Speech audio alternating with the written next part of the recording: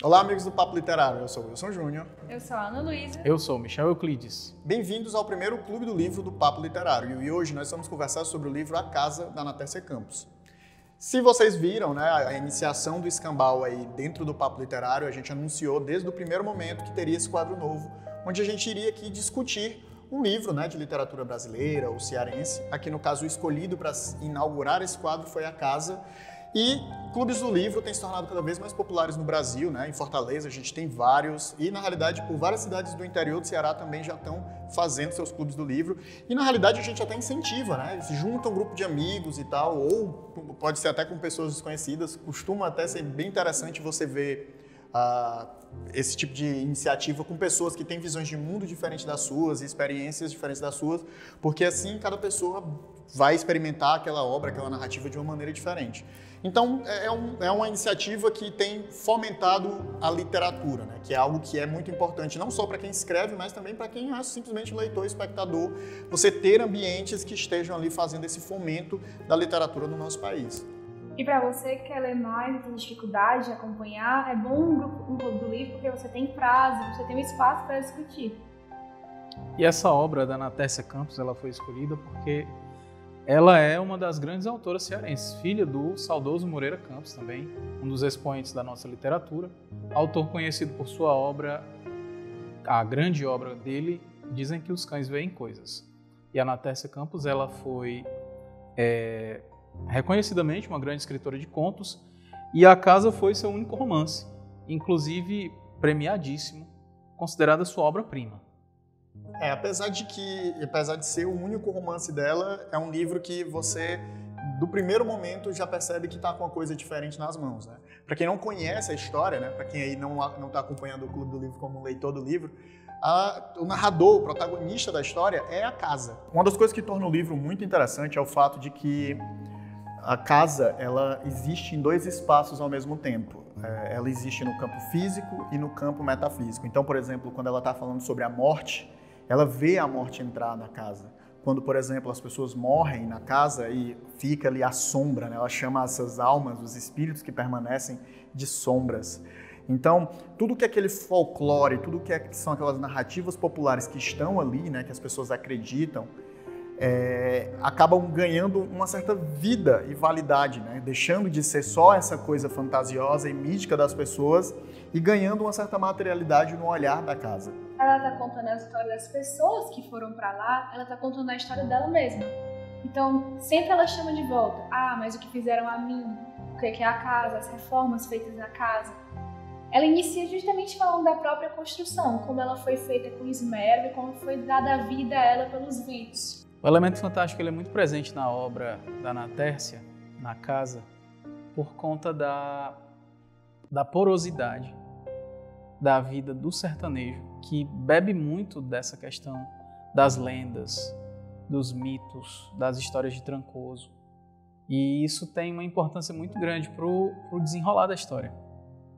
Nós temos personagens como o Bisneto, que escreve, nós temos personagens como a Eugênia, como as moças da cozinha, que contam as histórias, que passam as histórias adiante. Os detalhes muito específicos mostram que ela fez um trabalho de pesquisa muito severo, assim, muito profundo. E ela fala da casa, a casa fala dela mesma com muito carinho, com muito orgulho, envaidecida. Essa vaidade da casa com si mesma, ela está presente por toda a obra. Por sinal, até tem momentos muito interessantes, por exemplo, quando fazem reformas na casa e não usam os materiais que ela considera apropriados, né? Ela fala madeira de segunda. Madeira sem lei. Madeira sem lei, que depois, posteriormente, vai pegar cupim, né? E vai se tornar uma parte danificada da casa. Mas é uma casa que ganha vida, né? E a gente acaba, no mundo moderno de hoje, se desconectando muito dessas narrativas míticas, desses mitos, do folclore, dessas histórias. Tudo a gente meio que resolve com o celular, né? Você pesquisa na internet e desmente automaticamente, existe uma sede por desmentir, né? E a própria sociedade se tornou mais cientificista E como ele está remetendo a um passado colonial, mas não só o passado colonial, mas sertanejo, né? Isso a gente ainda encontra, essa mítica a gente ainda encontra no sertão hoje. Então, outra coisa que é muito presente, muito interessante, são as personagens que estão dentro da história, né? Porque muitas das narrativas que são contadas, ela conta que alguém está contando. E dentro dessas personagens, as mulheres são muito fortes dentro dessa narrativa. Sim, de fato. E são mulheres muito diferentes, que vêm em vários momentos diferentes das gerações da narrativa.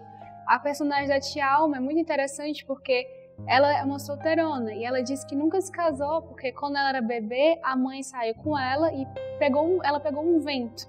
E esse vento teria causado uma doença que a deixou entre a vida e a morte em muitos momentos da vida, até um pouco de sorriso bobo, que é como ela descreve, e que essa teria sido a razão para que ela nunca tenha encontrado um casamento. Mas, ao mesmo tempo, ela é a pessoa que segura a superstição da trama. Ela primeiro traz essa justificativa, mas em vários outros aspectos. Ela tem o nome de Maria, ela diz que o nome dela dá sorte para que ela plante bem.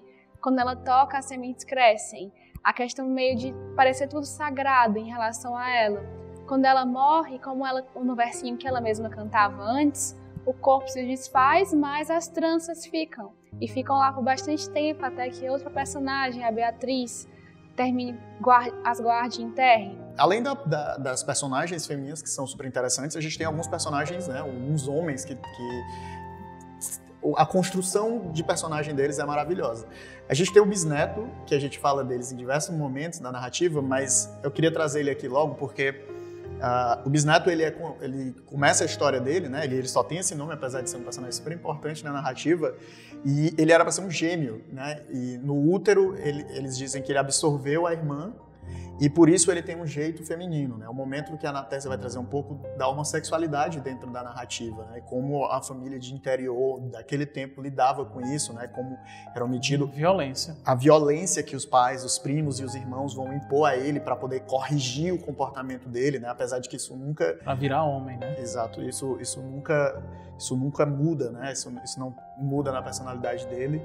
E um outro personagem também que é importante citar é o Custódio, que ele já nasce num contexto meio de violência, no sentido de que o parto da mãe, né? Muito e a sofrido. Mãe só recebe esse nome, né? Mãe do Custódio, é um parto muito sofrido, é um parto muito cruel, e isso cria uma ruptura entre os dois, que o filho ele se torna uma criança carente, e ele não consegue se conectar com essa mãe, ele fica desesperado, e nesse desespero se torna uma violência, e vai construir nele um sujeito inescrupuloso, né? A própria família, porque obviamente se a mãe o rejeita, a família como um coletivo também o rejeita, a relação dele e dos irmãos é ruim. Uma das histórias que é mais forte, que é pesada, que machuca mesmo você durante a leitura, é a do capotado em couro. O passador de gado é o órfão que dormia sozinho na rede, a rede balançava sozinho, e a tia Alma dizia que era a mãe quem balançava a rede. E ele retorna para as Trindades já idoso, já perto de se aposentar da vida de correr por aí pelo sertão com o gado. E o bisneto pede para ele contar a história do encapotado em couro para o pintor, que é o companheiro do bisneto. E ele fala dessa história que até hoje ouve os gritos do rapaz. Uma crença interessante é a crença da criança que nasceu empelicada, ou seja, não estourou a bolsa no momento do nascimento. Algo tido como de sorte, uma criança que está protegida. É o caso da Eugênia na história. Mas mesmo na história da Eugênia, mesmo ela sendo protegida, tendo nascido com sorte, sendo afilhada do bisneto, olha aí, o bisneto, que é aquele personagem patriarca que protege todo mundo, é o padrinho dela, e mesmo assim coisas horríveis acontecem, porque ela é esposa do Custódio, casa nova, com 16 anos, tem toda a questão do abuso das filhas, e tem uma frasezinha que diz, mesmo a criança que nasceu empelicada tem que enfrentar a vida. O final da história é poesia pura. Você vai ter, depois de um tempo, a casa abandonada. Quando o bisneto morre, a família se desagrega, a família se acaba. Primos, irmãos vendem as terras e acabam todos indo embora e a casa fica sozinha. Ela sente esse abandono, ela sente as infiltrações da chuva, ela sente os cupins, as formigas brotando da terra e fazendo formigueiros e acabando com o piso. Ela sente cada uma das violações.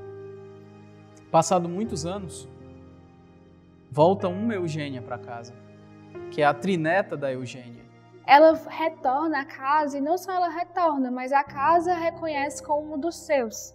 Porque algo muito presente na narrativa é aquilo das crianças umbilicais, que tem o cordão umbilical enterrado na casa, que fazem parte daquele sagrado da casa, que sempre retornam.